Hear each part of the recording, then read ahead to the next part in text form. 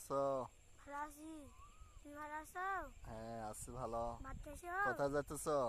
বাইরে যাচ্ছি এখন। কই আইছিলা? শ্রীপুর। ও, আমার জানলা পাড়া।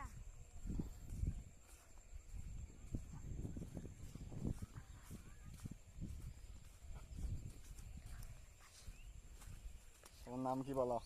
মোহাম্মদ আমিন হোসেন। আমাদের বাড়ি কোথায় বলো? হুম? এটা আমার ছেলে।